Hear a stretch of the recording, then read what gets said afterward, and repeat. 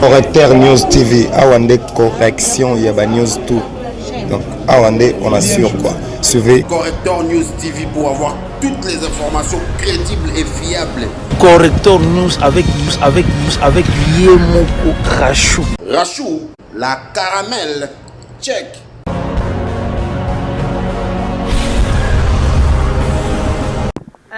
Bandeko na biso nyonso ya République démocratique du Congo na pesi bino mbote biso tozali collectif ya bavoka ya couple Kayembe ministry bino nyonso boyebi bango basalaka ministère na bango na ba réseaux sociaux bapesaka ba couple ba conseil mais tolali tolamuki tomoni mwasi moko avandaka na Afrique du Sud comme na ye madame Mireille Kalala mais na ba réseaux sociaux babengaka ye mamu international abimisi makambu ya kokamwa makambu ya somo makambu ya mabe alobi boye na ba émission na ye asali na chaîne na ye ya YouTube alobi ke représentant légal ya église la compassion oyo abengami na kombo ya pasteur Marcelo Tunasi biso nyonso toyebi ye alingaki aviole mwasi ya maître Abed Kayembe madame Cornélie Kayembe pona na kati ya bureau na ye alobi tango autaki France aye pasteur akokaki ko supporter taille ya masi ya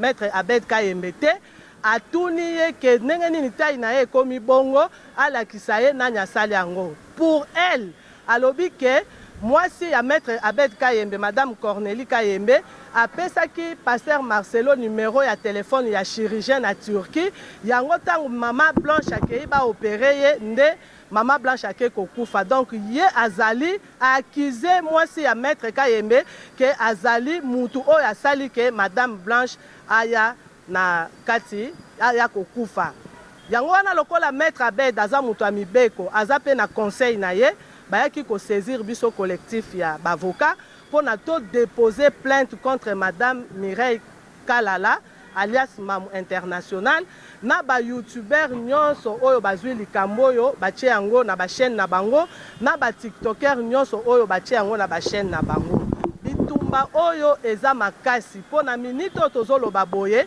ba confrère na biso ya Afrique du Sud bango pe bazosala mêmement bazokende ko déposer plainte kuna na Jobour parce que yende to suite to identifier ye toza na adresse na ye to yebi ye tozwi na kombo na ye ba ko déposer plainte kuna aya ko lakisa makambu oyo ya zoloba soki ezali ya solo asali ba propos moko eza diffamatoire abebisi réputation ya mwasi ya libala aza mwasi ya mutu pamba pamba te c'est la femme d'un avocat pas un avocat d'aujourd'hui, un avocat de 20 ans.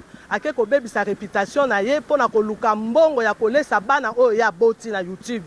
Mbongo ya masumu ya mafinga ya ba réputation batu ko bebi sa yango toza ko annoncer pe na ba YouTuber nyonso na ba TikToker nyonso ke ozala na Canada, ozala na États-Unis, ozala na France.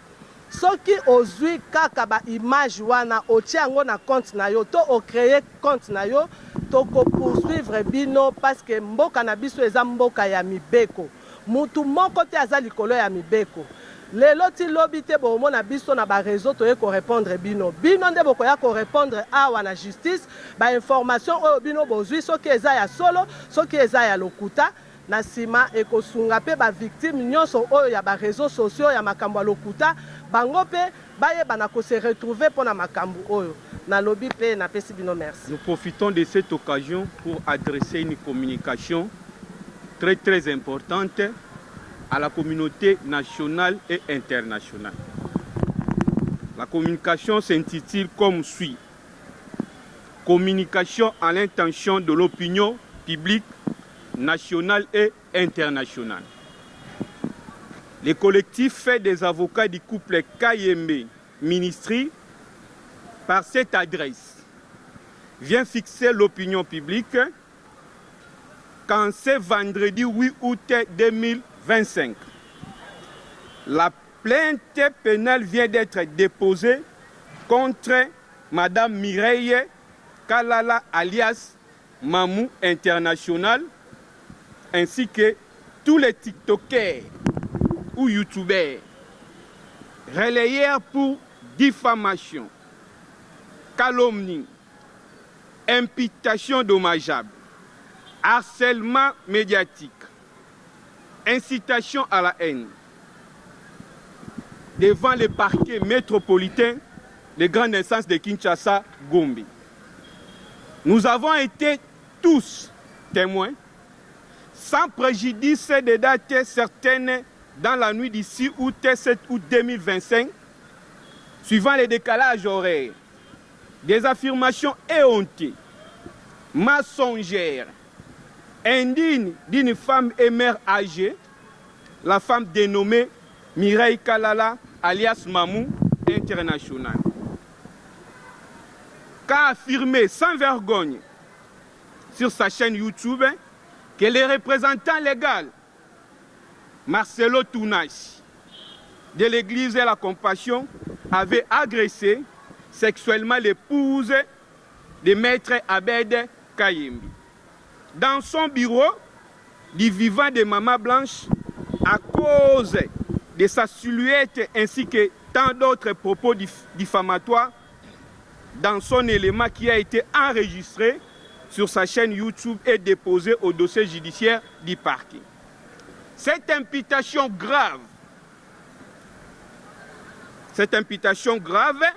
préjudiciable au couple Kayembe Ministry, ne saurait rester impunie. Pour éradiquer plutôt les inconduites notoires de quelques youtubeurs ou tiktokers égarés sans éducation et désorientés. Ce qui justifie notre présence sous la place de l'indépendance au palais de justice pour que justice soit faite et que l'auteur de cette imputation diffamatoire et ses complices relayeurs de la dite diffamation puissent en répondre de leurs propos et actes devant la justice congolaise. Nous rassurons l'opinion publique, nationale qu'internationale, que nos confrères de l'Afrique du Sud, la France, de la Belgique, du Canada et d'ailleurs procéderont également à la même démarche une fois que les faux comptes ou les TikTokers concernés dans les 10 pays seront identifiés. La guerre contre l'impunité, l'immoralité est donc lancée car nul n'est au-dessus de la loi. Force à la loi, la justice congolaise et à toutes les victimes des réseaux sociaux. Les collectifs du couple Kayembe Ministre. Lelo wa jitanu le 8 tudi balwa mwabe ku parler de la justice boakulwa ku déposer plainte contre madame Mireille Kalala alias Mamou International. Tudi collectif wa ba avocat ba couple Kayembe Ministry. Couple ou tout bon studio ba mumanya utu enza ministère wenda muma réseaux sociaux. Pinje uchena bwalu chetu cha jitu kujalelweu tujibalwa bwalu mamweu Mireille Kalala mwa kula malu mabi bwa mukaji wa maître Abed Kayembe. Mwa kula muma réseaux sociaux mwa kula mubulo ba mujima ba mulonda ni muma YouTube uamba ni mukaji wa maître Abed bavuba sokumwanga ta kuji représentant légal wabu wa église la Compassion ou tuditwe tubon subamanya pasteur Marcelo Tounas. Uju londa malu amafi unyanga réputation wa mukaji wa maître Abed ni couple wabu. Kibwalu kai bakulwa ku saisir collectif wabu wa ba avocat bwani ateka plainte ku parquet wa grande instance wa Gombe bwani bakeba madame Mireille ou ni ba youtuber bon su batu bakula malu bajibakula malu kabaini bref to ni bantu bon su bajimu TikTok kichena bwalu chetu champinjeu tudi ni ba confrère betu bajimu Afrique du Sud mu Canada bajiku France bobu biabu ni benzanu mujimu tujitwenze bwa mafo compte onso ajima kanguka bwa kunyanga réputation wa mukaji wa maître Abed. Ba français batu bamba nunkwe ni mulwa nul n'est censé oublier la loi. La loi est dire mais c'est la loi. Mumwanika tolo mwakuya kwanda muma réseaux sociaux to tujiba lwa mwabe ubwani mbula matadi yenka yenda akosa malwa abikila mama Mireille abikila ni bantu bonso bajiba kula malwa babalo kujadika kumpala kwa tribunal kwa kujadika kumpala kwa procureur bwani malwa jibuba kula u malu malelela campagne na betu nyonso ya République démocratique du Congo betu kele collectif ya bavoka ya couple Kayembe ministre ben nyonso ben meza ba couple ya ina ba réseaux sociaux yoke pesa ba couple ba conseil mpila ya kuvanda na dibala makambu ke luta na ba réseaux sociaux ben nyonso ben meza ba inki muchindu madame Mireille ame tuba makambu ya nsoni makambu ya mbi makambu ya lufunu na jina ya nkentu ya maître Abed Kayembe yo ina bome saisir betu collectif na boya ba avocat sambu betu kusa ku déposer kilumbu ya bubu plainte contre madame Mireille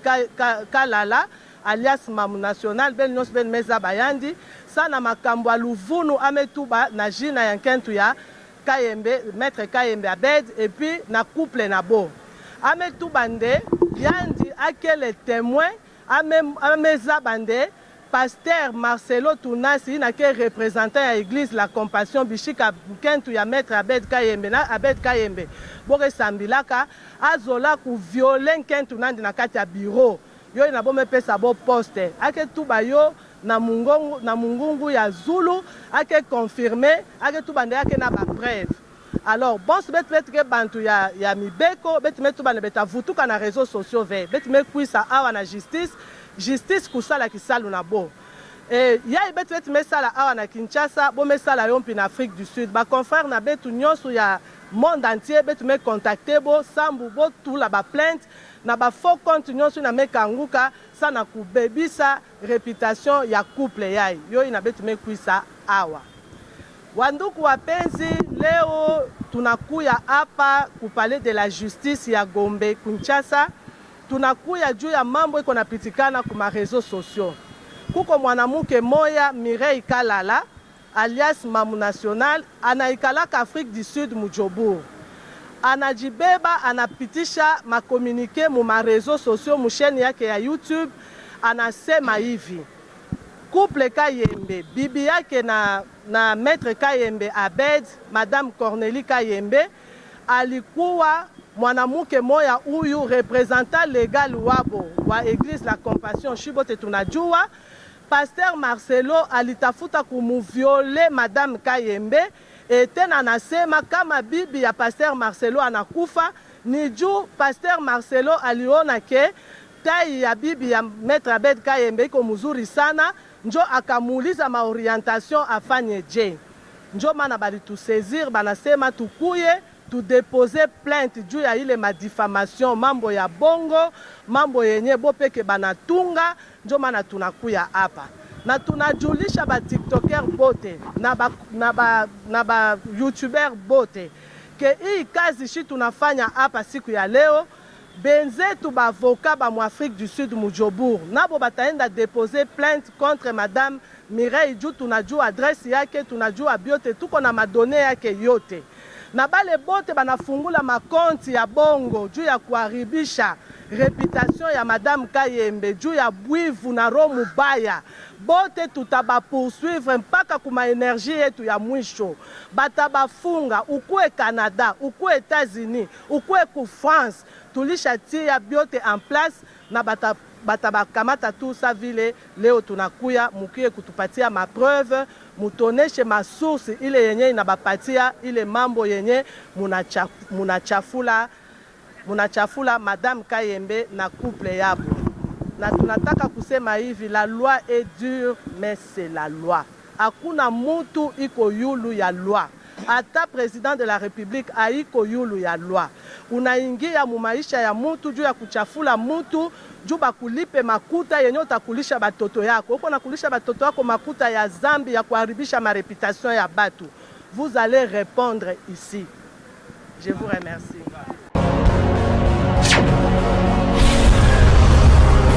Correcteur News TV, Awande correction, il y a News tout.